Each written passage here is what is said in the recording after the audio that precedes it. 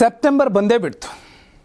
D K Shivakumar ಅವರ ಬಣ, D K Shivakumar ಅವರು ಶ್ರಾವಣದಲ್ಲಿ ಟಾಪ್ ಆಗಿ ಬರ್ತಾರೆ ಅಂತ ಹೇಳ್ಕೊಂಡಿತ್ತು.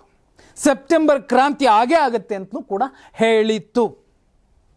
ಇದಕ್ಕೆ ಪೂರಕ ಅನ್ನೋ ರೀತಿಯಲ್ಲಿ ಸಾಕಷ್ಟು ವಿವಾದಗಳನ್ನು ಸೃಷ್ಟಿಸಿಕೊಂಡು ವಿವಾದಾತ್ಮಕ ಹೇಳಿಕೆಗಳ ಮೂಲಕ ಒಂದಷ್ಟು ಹೈಕಮಾಂಡ್ ಎದುರಲ್ಲಿ ತಲೆ ತಗ್ಗಿಸುವಂತಹ ಸಂದರ್ಭ ಬಂತು ಡಿ ಕೆ ಶಿವಕುಮಾರ್ ಅವರಿಗೆ. ಇದೆಲ್ಲದರ ಮಧ್ಯೆ ದೇವರಾಜ ಅರಸು ಅವರ ಕಾರ್ಯಕ್ರಮವೊಂದರಲ್ಲಿ ಭಾಷಣ ಮಾಡುವ ಸಂದರ್ಭದಲ್ಲಿ ಡಿ ಕೆ ಶಿವಕುಮಾರ್ ಅವರು ನೇರ ಮೆಸೇಜನ್ನು ಸಿದ್ದರಾಮಯ್ಯ ಅವರಿಗೆ ರವಾನಿಸಿದಂತೆ ಕಾಣ್ತಿದೆ. ಅವರೇನು ಹೇಳಿದ್ರು ನೋಡಿ, ದೇವರಾಜ್ ಅರಸು ಅವರಿಗೆ ಸಮಾಜ ಜಾತಿ ಇತ್ತ, ದೇವರಾಜ್ ಅರಸುರವರಿಗೆ ಇದ್ದಿದ್ದು ನಾಯಕತ್ವದ ಗುಣ, ರಾಜ್ಯ ಆಳಿದಾಗ ಹಿಂದುಳಿದವನು ಅಂತ ಅವರು ಭಾವಿಸಿರಲಿಲ್ಲ, ಅವರು ಎಲ್ಲರನ್ನ ಬೆಳೆಸಿ ಅಡಿಪಾಯ ಹಾಕಿಕೊಟ್ಟರು, ಆ ವರ್ಚಸ್ಸು ಎಲ್ಲರಿಗೂ ಇರಬೇಕು, ನಾನು CM ಆಗಿ ಇಷ್ಟು ದಿನ ಇರಬೇಕು ಅಂತ ಸಿದ್ದರಾಮಯ್ಯ ಅವರು ಹೇಳೋದಕ್ಕೂ ಕಾರಣ ಇದ್ದಿದ್ದು ದೇವರಾಜ ಅರಸು ಅವರ ದಾಖಲೆಯನ್ನು ಮುರಿಬೇಕು ಅನ್ನುವಂಥದ್ದು ಬಹುಪಾಲು ಜನಕ್ಕೆ ಗೊತ್ತಿರೋ ಸಂಗತಿ.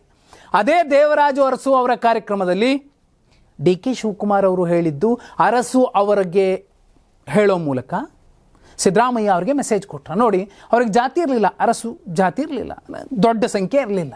ಆದರೆ ಸಿದ್ದರಾಮಯ್ಯ ಅವರಿಗೆ ಬಹುದೊಡ್ಡ ಕುರುಬ ಸಮಾಜ ಇದೆ, ಅಥವಾ ಹಿಂದುಳಿದವ್ರ ಜೊತೆಯಲ್ಲಿದ್ದಾರೆ. ಅದು ಗೊಲ್ಲರು ಇರಬಹುದು, ಈಡಿಗರು ಇರಬಹುದು, ಯಾರೇ ಇರಬಹುದು. ಅಲ್ಪಸಂಖ್ಯಾತರು ಅವರ ಏಕಮೇವ ದ್ವಿತೀಯ ನಾಯಕ ಯಾರು ಅಂದರೆ ರಾಜ್ಯದಲ್ಲಿ ಸಿದ್ದರಾಮಯ್ಯ ಅಂತ ಹೇಳ್ತಾರೆ. ಮತ್ತು ಯಾರ ನಾಯಕರನ್ನು ಕೂಡ ಹೇಳೋದಿಲ್ಲ, ಅಷ್ಟರ ಮಟ್ಟಿಗೆ ಬೆಂಬಲ ಇದೆ. ಅಂತಹ ಸಂದರ್ಭದಲ್ಲಿ ಬೇರೆ ನಾಯಕರನ್ನು ಡಿ ಕೆ ಶಿವಕುಮಾರ್ ಸಿದ್ದರಾಮಯ್ಯ ಅವರು ಬಳಸಲಿಲ್ಲ ಅನ್ನೋದು ಡಿ ಕೆ ಶಿವಕುಮಾರ್ ಅವರ ಆರೋಪ ಮೇಲ್ನೋಟಕ್ಕೆ ಕಾಣಿಸ್ತಿರುವಂಥದ್ದು, ಆ ಹೇಳಿಕೆಯನ್ನು ಸೂಕ್ಷ್ಮವಾಗಿ ನೋಡಿದ್ರೆ.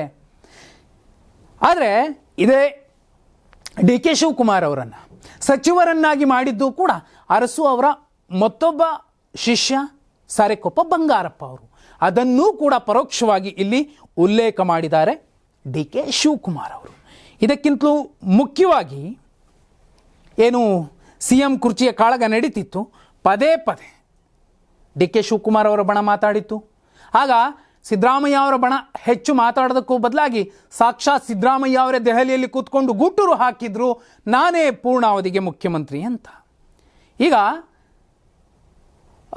ಸೋನಿಯಾ ಗಾಂಧಿ ಅವರ ಎದುರಲ್ಲಿ ಸಾಕಷ್ಟು ಮಾತುಕತೆ ಆಗಿದೆ, ಅಧಿಕಾರ ಹಂಚಿಕೆ ಎಲ್ಲವೂ ಕೂಡ ನಡೆದಿದೆ. ಆ ಲೆಕ್ಕಾಚಾರದಲ್ಲೇ ಅವಕಾಶ ಸಿಗುತ್ತೆ ಅನ್ನುವಂತಹ ಮಾತನ್ನು ಕೂಡ ಡಿ ಕೆ ಶಿವಕುಮಾರ್ ಅವರು ಕೂಡ ಹಂಚಿಕೊಂಡಿದ್ದರು ರಾಷ್ಟ್ರೀಯ ಮಾಧ್ಯಮವೊಂದಕ್ಕೆ. ಇದೀಗ 7 ವರ್ಷ 7 ತಿಂಗಳ ಸುದೀರ್ಘ ಅವಧಿಗೆ ಮುಖ್ಯಮಂತ್ರಿ ಆಗಿದ್ದಂತಹ ದೇವರಾಜ ಅರಸು ಅವರ ದಾಖಲೆಯನ್ನು ಸಿದ್ದರಾಮಯ್ಯ ಅವರು ಮುರಿದಿದ್ದಾರೆ. ಈಗ ಮತ್ತೊಂದು ಸುತ್ತಿಗೆ ಅವರು ಮುಂದುವರಿಯೋಕ್ಕೂ ಮುಂಚೆ ಅಧಿಕಾರ ಹಂಚಿಕೆ ಲೆಕ್ಕಾಚಾರ ಆಗಿದೆ ಅನ್ನೋದೇ ನಿಜವಾದರೆ ಅವರು ಬಿಟ್ಕೊಡ್ಬೇಕು ಅಂತ ಡಿ ಕೆ ಶಿವಕುಮಾರ್ ಅವರ ಬಣ ಕೇಳುತ್ತೆ. ಆದರೆ ಅರಸು ಅವರಿಗಿದ್ದಂತಹ ನಾಯಕರನ್ನು ಬೆಳೆಸುವಂತಹ ವರ್ಚಸ್ಸು ಎಲ್ಲರಿಗೂ ಇರಬೇಕಲ್ಲ ಅನ್ನುವಂತಹ ಮೆಸೇಜ್ ಕೊಟ್ಟಿದ್ದಾರಲ್ಲ, ಇದು ಎಲ್ಲೋ ಒಂದು ಕಡೆ ಅವ್ರಿಗೆ ನೆಗೆಟಿವ್ ಆಗೋ ಸಾಧ್ಯತೆ ಇದೆ. ನೆಗೆಟಿವ್ ಆಗೋದಕ್ಕಿಂತಲೂ ಹೆಚ್ಚಾಗಿ ಅವರೇ ಒಂದು ಒಳ್ಳೆ ಆಪ್ಷನ್ನನ್ನು ಸಿದ್ದರಾಮಯ್ಯ ಅವರಿಗೆ ಕೊಟ್ಟಂಗೆ ಆಗುತ್ತೆ. ಹೌದು, ನಾಯಕರನ್ನು ಬೆಳೆಸಬೇಕು. ಯಾಕೆ ಡಿ ಕೆ ಶಿವಕುಮಾರ್ ಅವರು ಮುಖ್ಯಮಂತ್ರಿ ಆಗಬೇಕು? ಒಬ್ಬ ದಲಿತ ಈ ರಾಜ್ಯದ ಮುಖ್ಯಮಂತ್ರಿ ಆಗಲಿ ಅಂತ ಪರಮೇಶ್ವರ್ ಅವರನ್ನು ಕೂರಿಸ್ಬೋದು, ಅಥವಾ ಒಬ್ಬ ತಳ ಸಮುದಾಯದ ನಾಯಕ ಸತೀಶ್ ಜಾರಕಿಹೊಳಿ ಮುಖ್ಯಮಂತ್ರಿ ಆಗಲಿ ಅಂತ ಅವ್ರಿಗೆ ಅವಕಾಶವನ್ನು ಕಲ್ಪಿಸಿಕೊಡಬಹುದು. ನೋಡಿ, ಒಂದಂತೂ ಚರ್ಚೆ ಆಗ್ತಿದೆ, ಡಿ ಕೆ ಶಿವಕುಮಾರ್ ಅವರಿಗೆ 1 ವರ್ಷಕ್ಕೋ 6 ತಿಂಗಳಿಗೋ ಮುಖ್ಯಮಂತ್ರಿ ಸ್ಥಾನವನ್ನು ಕೊಟ್ಟರೆ DCMಗಳ ಲೆಕ್ಕ ಎಷ್ಟಿರುತ್ತೆ ಗೊತ್ತಾ? ಅಚ್ಚರಿ ಆಗಬಹುದು ನಿಮಗೆ. ಈ ಹಿಂದೆ ಯಾವ ಸರ್ಕಾರದಲ್ಲೂ ಕೂಡ ಅಷ್ಟು ದೊಡ್ಡ ಸಂಖ್ಯೆಯ DCM ಪಟ್ಟ ಇರಲಿಲ್ಲ.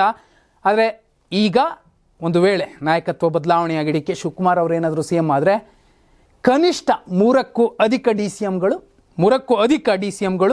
ರಾಜ್ಯದಲ್ಲಿ ಬರ್ತಾರೆ. ಈ ಎಲ್ಲ ಲೆಕ್ಕಾಚಾರಗಳ ಮಧ್ಯೆನೇ ರಾಜಣ್ಣ ಅವರು ಕೂಡ ಡಿ ಕೆ ಶಿವಕುಮಾರ್ ಅವರ ವಿರುದ್ಧ ದೂರು ಕೊಡೋದಕ್ಕೆ ರೆಡಿಯಾಗಿರೋ ಸಂದರ್ಭದಲ್ಲೇ ಅರಸು ಅವರ ಹೆಸರನ್ನು ಹೇಳೋ ಮೂಲಕ ಸಿದ್ದರಾಮಯ್ಯ ಅವರಿಗೆ ನೇರ ಸಂದೇಶ ಕೊಟ್ಟಿದ್ದಾರೆ ಮತ್ತು ವಾರ್ನಿಂಗ್ ಕೊಟ್ಟಿದ್ದಾರೆ. ಯುದ್ಧ ಮುಗ್ದಿಲ್ಲ, ನನಗೆ CM ಕುರ್ಚಿ ಬೇಕೇ ಬೇಕು ಅನ್ನುವಂತಹ ಮೆಸೇಜ್ ಕೊಟ್ಟಿದ್ದಾರೆ. ಹಾಗಿದ್ರೆ ಸಿದ್ದರಾಮಯ್ಯ ಅವರನ್ನು ಆ ಜಾಗದಿಂದ ಇಳಿಸಿ ಆ ಜಾಗಕ್ಕೆ ಹೋಗಿ ಡಿ ಕೆ ಶಿವಕುಮಾರ್ ಅವರು ಕೂರೋಕ್ಕೆ ಸಾಧ್ಯ ಆಗತ್ತಾ?